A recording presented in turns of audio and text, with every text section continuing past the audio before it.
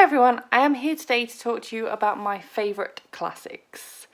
Now classics are something that people struggle to get into, and rightly so in some cases, but I firmly believe that there's probably a classic out there for everyone and you just need to discover the one for you. So in this video I'm going to talk you through my favourites, but I'm also going to tell you how easy or difficult I think that specific classic is to actually get into. So I'm just going to work through my pile in order. These are in no particular order, they're not from least favourite to favourite out of these or anything like that, they're just in the order I've got them here. So first of all we have got Great Expectations by Charles Dickens. This is one that is my favourite for many reasons. It's the first Dickens novel I ever made my way through. It's the only Dickens novel I have read multiple times. It's also the one that I struggled with the most out of the ones I've read by him because they were difficult for me when I tried to read them, and I just felt so accomplished the first time I got through this. This copy in particular is sentimental to me because it was my great nan's, and so I just have so much love for this book. I don't think this is an easy place to start. If you're wanting to maybe make Dickens something that you want to get into, do not start with this one. It would be so much easier for you if you go for example, Oliver Twist. That one is so easy to read, as is A Christmas Carol. And you would already know the stories for those two, which would make getting into them even easier still. But all the same, I've got a lot of love for this one. I've got a lot of love for Pip. I've got really fond memories of reading about Miss Havisham. I love this book, and it's not an easy one to get through in terms of length, and it's really dense. So if you were to give this a go, expect to be reading it for a while. It's not going to be a quick read by any means, but if you make it through, it's so rewarding, and I just can't stop gushing about this one. Next we have a book that is more of a modern classic, but I really wanted to include it because I feel like it's a really important read, and that is 1984 by George Orwell. Many people might argue that a better book to hold up for this may well be Animal Farm, but I read this one first and I enjoyed this a lot more than Animal Farm. Animal Farm is probably easier to get through, it's so short. The audiobook is like 3 or 4 hours long, so I listened to the audiobook when I eventually read it, but this is the one that is my favourite. So yeah, if you're looking to read your first Orwell, maybe go for Animal Farm. But if you're looking for my favourite, it's this one. And if you're looking for something that is more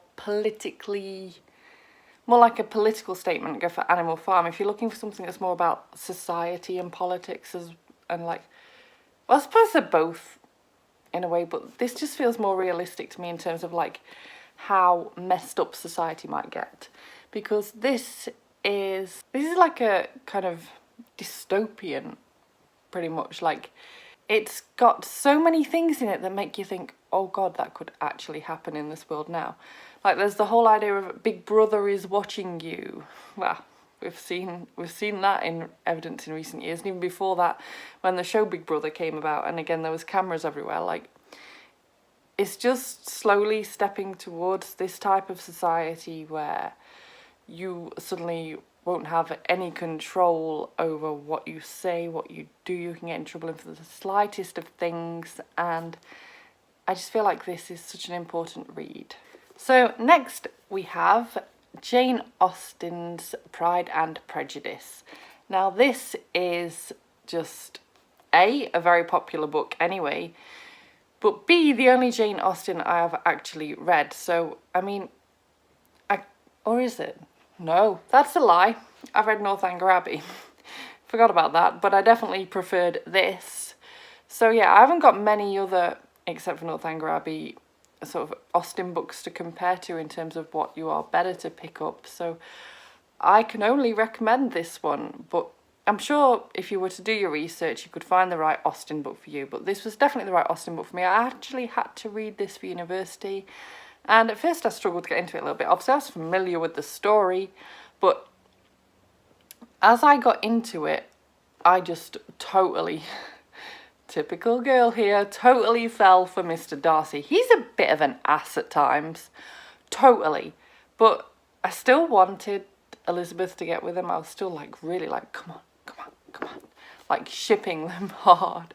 So yeah, I really don't know whether I should be trying to find a different book for you to read instead of this one, because I didn't think it was that difficult overall. As I said, it took me a little bit just to sort of get used to the writing and that, but overall I don't think it's a difficult read as far as classics go.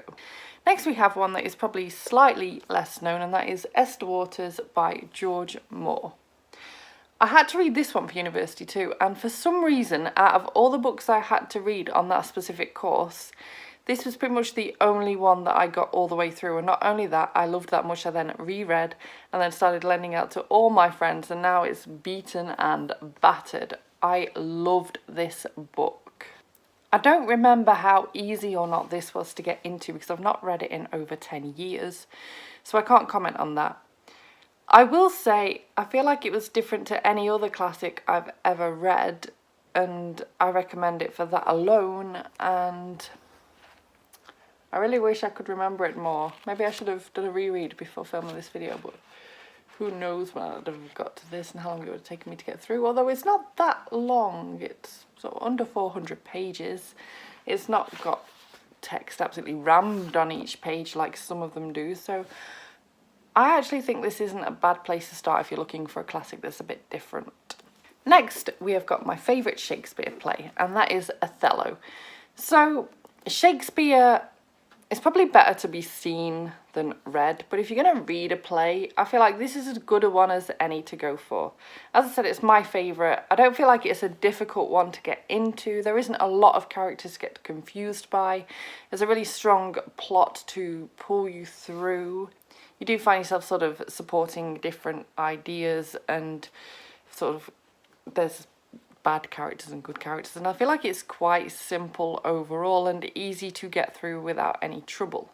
So, I mean, most people have to read Shakespeare anyway at some point, so it's doubtful that you would need to be worrying about reading your first ever Shakespeare book from this video. But if you are looking for a Shakespeare play, you've not read many, and you want an easy one, I recommend this. It's really easy to get through. It's not complicated, and I love the storyline for this. So the final book I want to talk to you about today, I don't actually have a physical copy of, and that is The Woman in White by Wilkie Collins. And I'd say this is probably the hardest book out of all the ones that I'm showing you in this video, and so, I mean, if you're looking for something a bit more difficult to get through, maybe this would be the one to go for you. I mean, the storyline is amazing, but it's a chunker of a book, and it's not the easiest to get into in places, although actually I disagree with that. I actually really got into it really easily, but when I was reading this was in a period in my time when I'd read a lot of classics, when I was reading a lot of classics, and so I found it a doddle to get into. But this is almost thought of, actually, in many people's minds as being like the first proper mystery novel, and it's really quite dark in places, and I really loved the story involved and all the characters, and it does go on a little bit in the middle, not going to deny that, but overall I love the storyline. I love where the story goes. It's a bit of a journey to get there. It's a little bit dense. It's incredibly long, but I enjoyed this one, and as I said, it's probably the hardest one that I personally think of in this list, or at least probably joint most difficult with Great Expectations otherwise, but a highly rewarding read. And if you like a sort of mystery story, then what better to get you into classics than reading a mystery, because sometimes the genre will help you get through even if it looks a daunting, chunky book. So yeah, those are all my recommendations along with my favourites, and I hope you enjoyed this video. Please let me know what your favourite classics are down below. I still need to read so many more classics in my life. I've barely read any compared to a lot of people, and so get recommending to me down below. It has been my sort of goal this year to read more classics, and as a result I can't remember if I've even picked up a single one yet. That's how the world goes. But yeah, let me know your recommendations down below. If you enjoyed this video, please give it a thumbs up. Subscribe by clicking the image of me if you want to see more book reviews and other bookish content from me, and I will see you soon. Bye bye!